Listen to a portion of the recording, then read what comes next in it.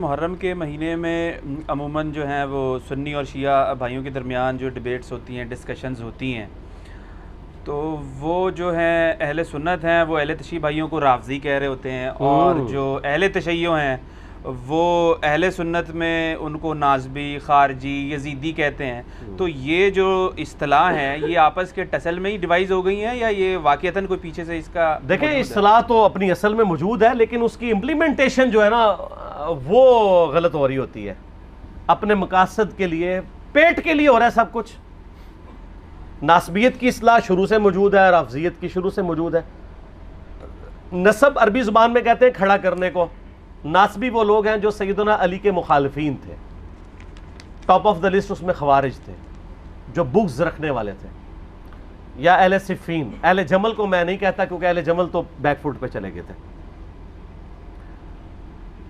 اور دوسری طرف ناسبی کے اگینسٹ جو ٹرم یوز ہوتی ہے وہ رافضی ہیں، جو سیدنا علی کی شان میں غلو کرتے ہیں۔ ظاہر ہے سر، جب آپ 60 سال تک ممبروں کے اوپر سیدنا علی پہ لعنت کروائیں گے تو دوسری طرف سے بھی ریونج آئے گا، وہ حضرت علی کو بڑھائیں گے اور پھر وہ ہر اس بندے کو رگڑے میں لے آئیں گے جس سے آپ محبت کریں گے۔ جیسا کہ غلام احمد قادیانی دجال کرتا تھا، جس سے اس کی لڑائی ہوتی تھی نا، اس کے بزرگ کو گالیاں دیتا تھا، چاہے وہ اس کا اپنا بزرگ بھی ہو۔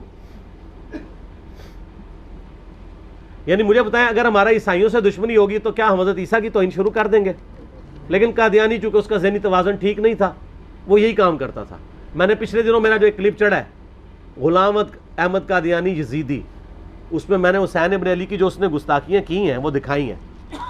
وہ یہی تو بتایا کہ وہ حسین علیہ السلام کی اس لیے توہین کرتا ہے کہ آپ کو پتا ہے کہ قادیانیت کے سب سے زیادہ افیکٹو جو مکتبہ فکر ہے نا مسلمانوں میں، وہ شیعہ ہیں، کیونکہ اس نے مہدی ہونے کا بھی دعویٰ کیا تھا تو کئی شیعہ بھی ساتھ لگ گئے تھے۔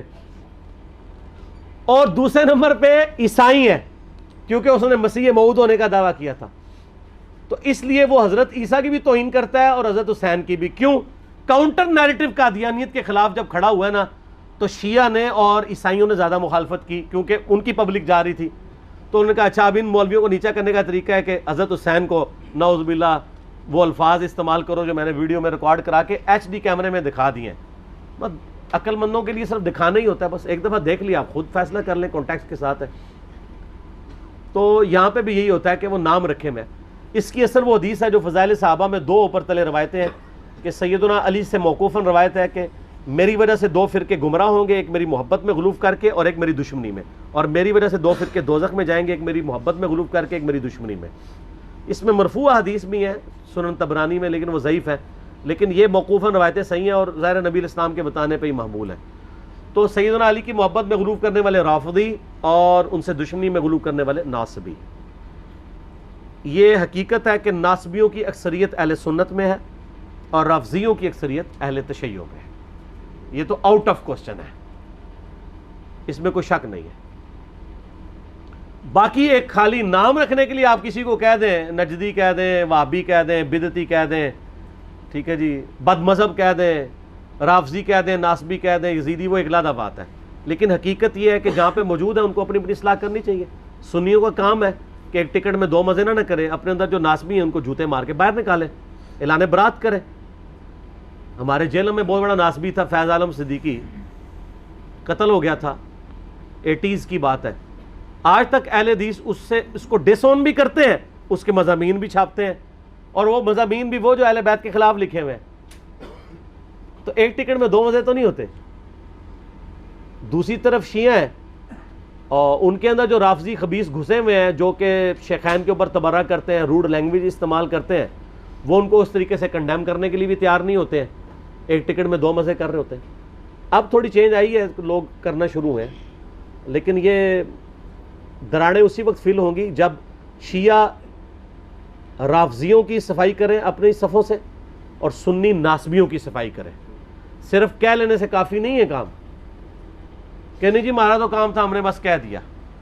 ان کو فرنٹ سے لیڈ کر کے روکیں۔ اس کی میں آپ کو مثال دیتا ہوں۔ 2006 کی بات ہے آلموسٹ، میں ایک دفعہ گولڈے گیا، اس وقت میں بھی بریلوی تھا، لیکن میں کئی چیزوں کے خلاف تھا، شروع سے ہی تھوڑا بہت ذہن کھلنا شروع ہو گیا تھا۔ تو وہاں کے جو مفتی تھے میں نے ان سے کہا کہ یہ یہاں پہ عورتیں آ کے بے پردہ عورتیں یہاں مزارات پہ آ رہی ہیں، ان کو آپ منع کیا کریں. ان کا جی ہم نے وہاں بورڈ لکھ کے لگا دیا ہے نا، اور کیا کریں؟ بورڈ لکھ کے لگایا ہوا ہے گاؤں کی عورتوں کے لیے، ان کو پڑھنا بھی نہیں آتا. میں نے کہا صرف یہ کافی ہے، آپ ان کو روکیں بائی فورس، قبر تک پہنچے ہی نا، وہاں مرد کھڑے کر دیں، اندر آنے ہی نہ دیں. لیکن وہ چاہتے بھی نہیں، اندر آئیں گی تو چندہ دیں گی نا. غریب غریب عورتیں بوڑھی بوڑھی اپنے دوپٹے کھول کھول کے اس میں سے 5-5 روپے کے سکے بھی، وہ پیرے وہاں پیر بیٹھے ہوتے ہیں ان کو پکڑا رہی ہوتی ہیں، اور وہ بھی ایسے بے شرم وہ پکڑ لیتے تھے، 5 روپے بھی واپس نہیں کرتے تھے. تو پھر میں نے ان کو اس وقت ایک پھکی دی، بریلویت کے زمانے میں بھی پھکی میں دیتا تھا.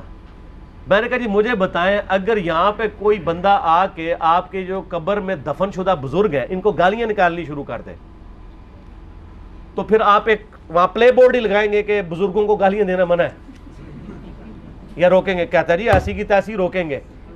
تو میں نے کہا اس کا مطلب ہے کہ بزرگوں کی حمیت آپ کے دل میں شریعت محمدیہ صلی اللہ علیہ وآلہ وسلم سے بڑھ کر ہے.